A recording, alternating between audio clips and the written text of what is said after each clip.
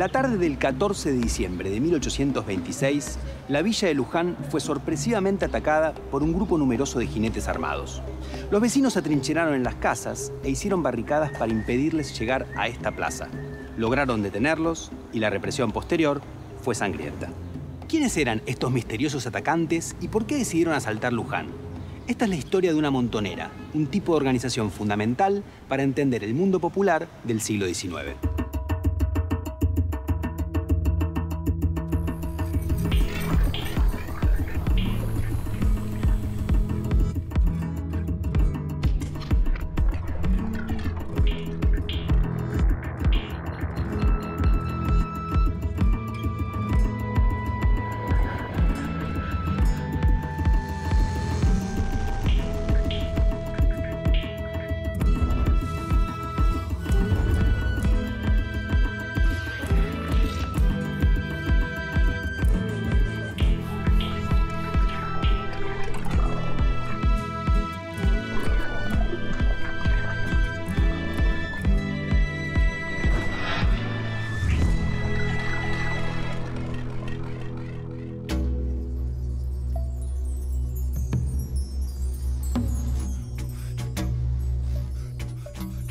Un día antes de asaltar Luján, el mismo grupo armado invadió el cercano pueblo de Navarro, donde se encontraba el Fortín de San Lorenzo, construido como defensa contra los indígenas independientes. Pero en esa oportunidad, los atacantes no eran indios, sino hombres de campo, que irrumpieron con violencia al grito de montoneros y federales. Los atacantes tomaron rápidamente el control del lugar, sustituyeron al comisario del pueblo, nombraron un nuevo juez de paz, detuvieron al recaudador de un impuesto llamado contribución directa y se quedaron con el dinero que llevaba. Además, obligaron a los vecinos a firmar un papel en el que se comprometían a auxiliar a los federales.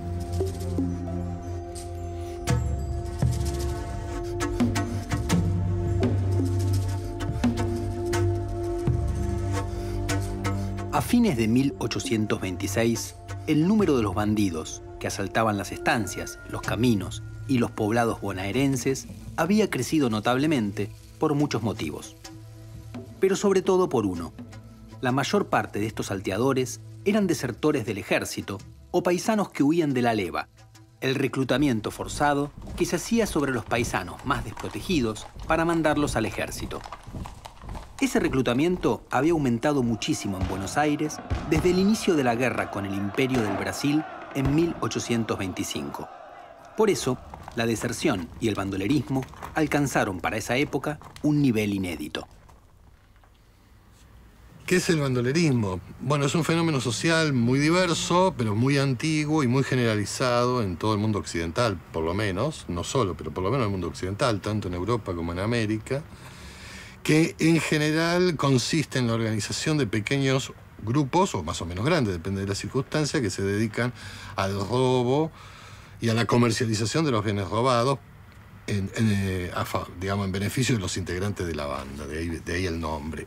En el caso nuestro, la forma más frecuente del bandolerismo es el asalto de los transeúntes en los caminos, el asalto de las estancias y sobre todo el asalto de las pulperías, que es de donde estaban los objetos de valor y el dinero disponible en el campo.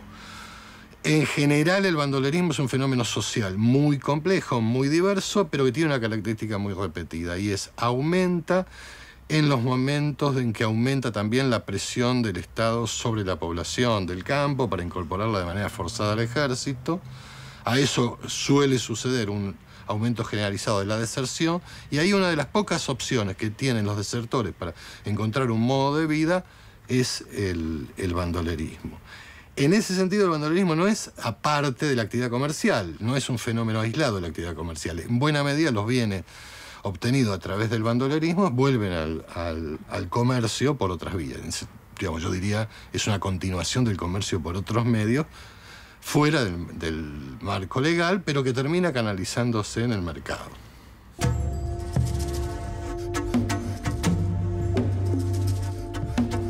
El mismo día que tomaron Navarro, los montoneros reclutaron campesinos y pobladores de la zona, formando una fuerza considerablemente mayor para seguir adelante. Su próximo destino sería Luján.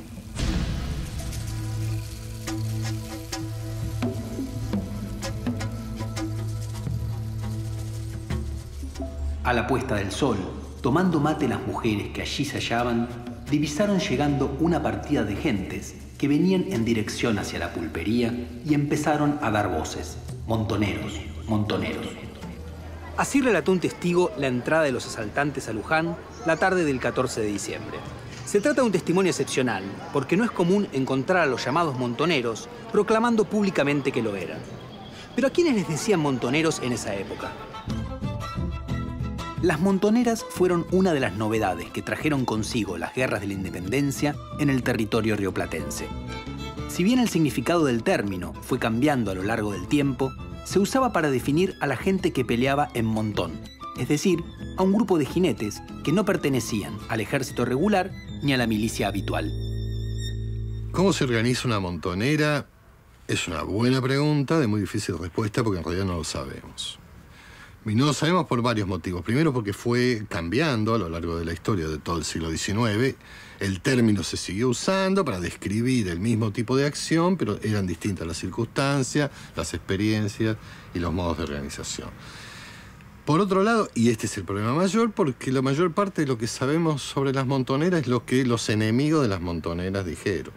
Y esos enemigos la mayor parte de las veces o provienen de gente de la ciudad, que entiende poco y mal los códigos de la vida en el campo, o provienen de oficiales del ejército regular que tienen una visión muy diferente de cómo debe organizarse una fuerza beligerante. Y entonces, en general, ¿qué es lo que aparece? Una descripción de la montonera como una... De ahí el término que se utiliza, montonera, monte-montón, caótico, anárquico, sin uniformes, sin el mismo tipo de armas, sin una jerarquía clara. Sin embargo, cuando uno lee más atentamente la documentación y compara los testimonios, aparece que eso que desde afuera es visto como el caos, el desorden, la anarquía, tiene un orden, tiene una jerarquía, tiene una lógica, incluso signos que dan posiciones de autoridad y de poder, aunque no provengan de un uniforme, aunque a veces varios de los montoneros suelen usar alguna prenda de un uniforme militar, que es un bien muy preciado. Por ejemplo, una pluma en el sombrero para distinguir una posición de mando, por ejemplo, un caballo que tenga unas características que los paisanos le reconocen como más virtuosa.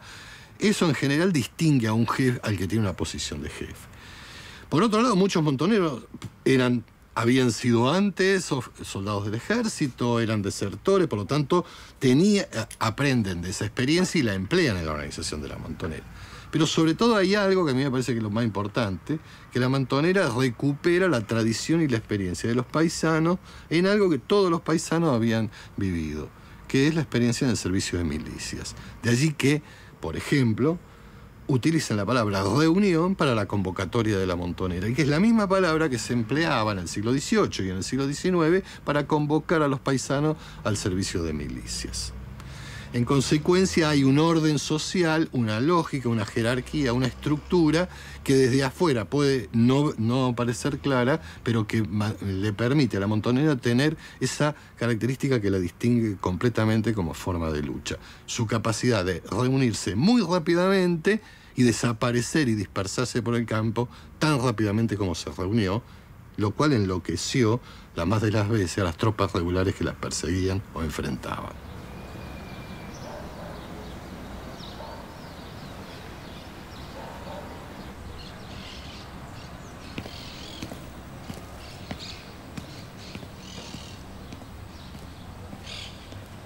Finalmente, la montonera que invadió Luján fue derrotada y muchos de sus integrantes, incluido el líder Cipriano Benítez, fueron apresados y juzgados.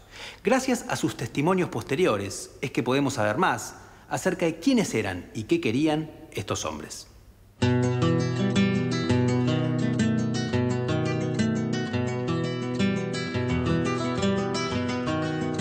En el ataque a Navarro, fueron 50 los hombres que acompañaron a Benítez. Al día siguiente, tras su convocatoria, eran 150 las almas que lo seguían en la causa.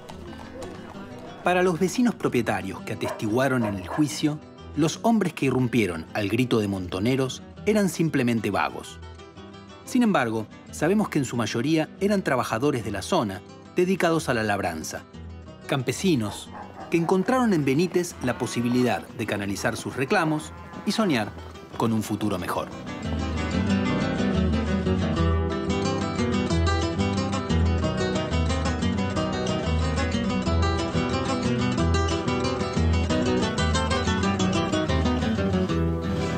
Es muy poco lo que se conoce sobre la vida de Cipriano Benítez.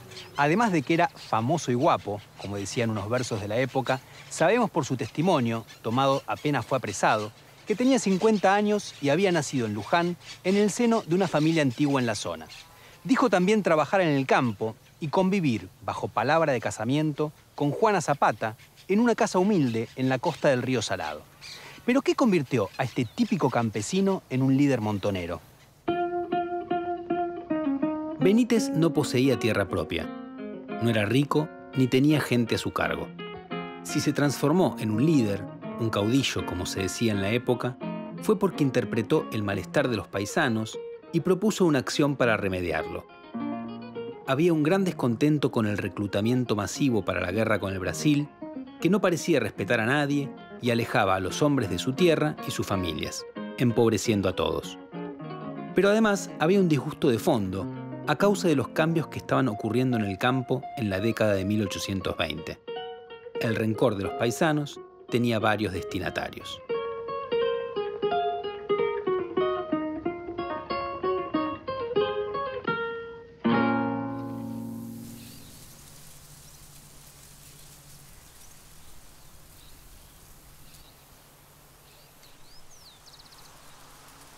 Por un lado, un blanco del enojo eran los comisarios y los jueces de paz, es decir, los encargados de perseguir a los paisanos para enviarlos al ejército. Por otro lado, había enojo con los pulperos, muchos de ellos europeos, que eran un grupo poderoso, ya que funcionaban de prestamistas y además integraban las comisiones vecinales que definían quiénes debían ir al contingente militar o quiénes podían acceder al usufructo de parcelas de tierra en torno a los pueblos. A estos, que gozaban de una posición social superior, los paisanos los llamaban, despectivamente, cajetillas, término que designaba a alguien presumido, y maturrangos, es decir, malos jinetes. Eran vistos como personajes codiciosos e inmorales que se aprovechaban de los hijos del país. Al oponerse a estos europeos, a la vez, los paisanos sentían que continuaban la lucha por la independencia, en la que habían participado unos años antes. En ese contexto de tensión, los robos que sufrían los pulperos a manos de bandidos generaban simpatía entre la población rural.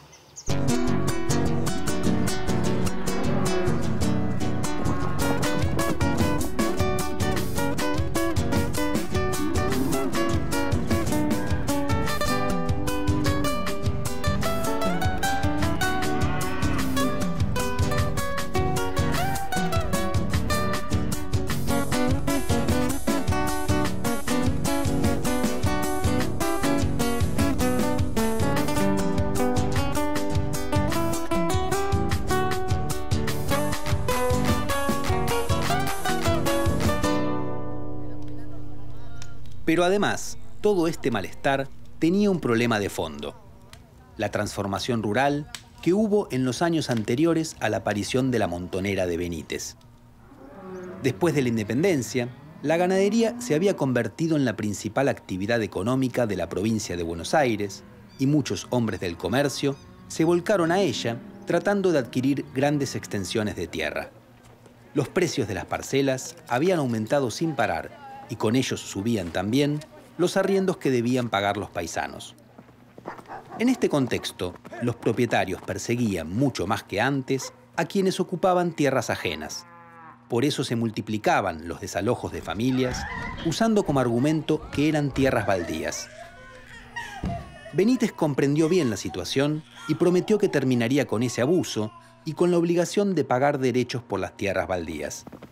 Es que desde la época colonial, los paisanos consideraban que una persona que vivía un tiempo largo en una tierra vacía a la que trabajaba, adquiría derechos sobre ella. El nuevo intento de los propietarios de desconocer esta costumbre y afianzar sus derechos generó entonces mucha resistencia. Pero desde la década de 1820, las autoridades apoyaron firmemente las intenciones de esos grandes propietarios.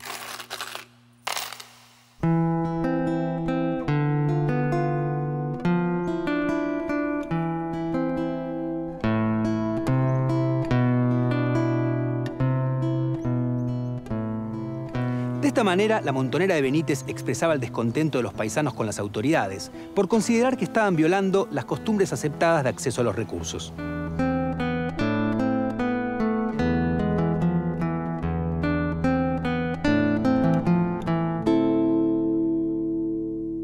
Pero el objetivo de Benítez era mayor que combatir a las autoridades locales y a los cajetillas de los pueblos. Se proponía marchar sobre la capital para derrocar al presidente unitario Bernardino Rivadavia y consagrar a Juan Manuel de Rosas como gobernador del campo. Los motivos eran varios, pero sobre todo tenían que ver con que en la campaña corría el rumor de que habría una leva general y que se enviaría al ejército a todos los hombres. La promesa de Benítez era además tentadora. Si triunfaban, habría un indulto general para todos los desertores.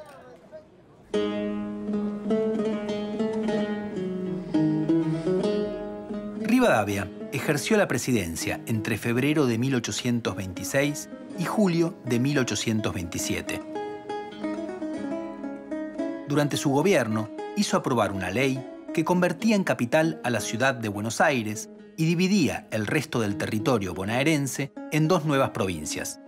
La ley fue rechazada por la oposición federal, dirigida por Manuel Dorrego, y por sectores propietarios encabezados por Juan Manuel de Rosas. Lo interesante es que en ese momento Rosas era un hombre de gran influencia en el mundo rural, pero no se había convertido todavía en el líder del federalismo provincial y tampoco planeaba rebelarse contra el gobierno unitario. Cipriano Benítez ni siquiera lo conocía personalmente.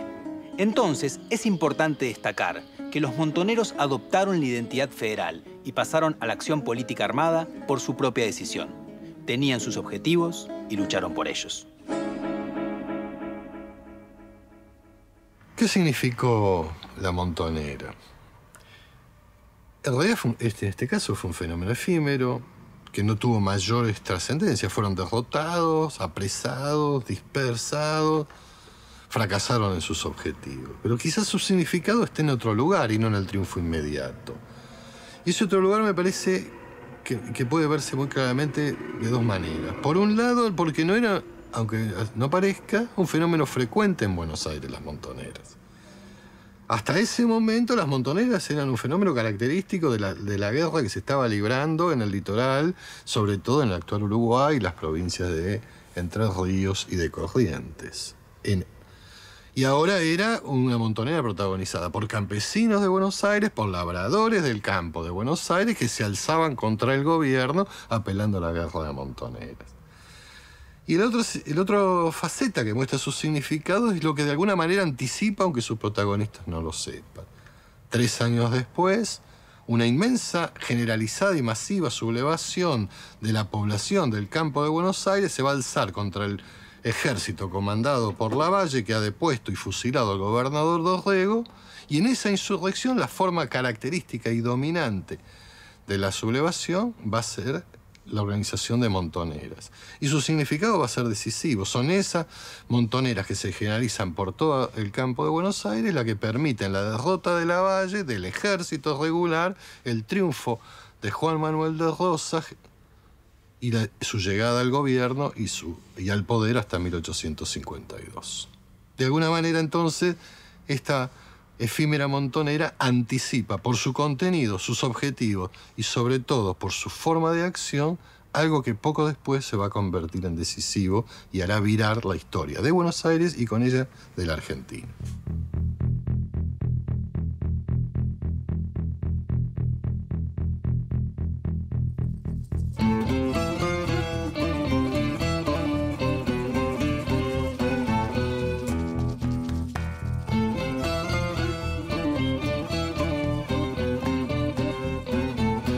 Pocos días después del ataque fallido a Luján, Cipriano Benítez fue apresado en la casa de un alcalde que le prometió refugio pero lo traicionó. La noche de Navidad fue trasladado a la capital, donde fue juzgado y condenado a muerte.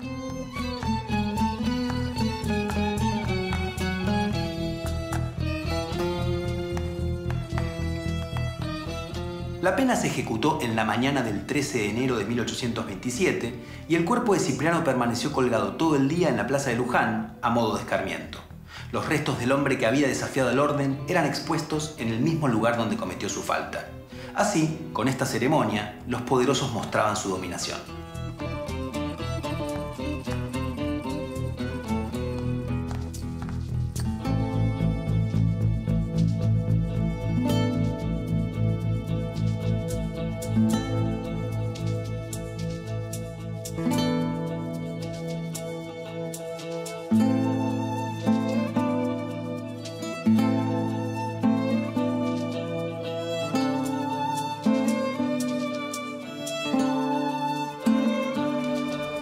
La montonera de Benítez, al igual que otras montoneras que actuaron en distintas provincias a lo largo del siglo XIX, articuló la conflictividad social del campo con las luchas políticas de la época.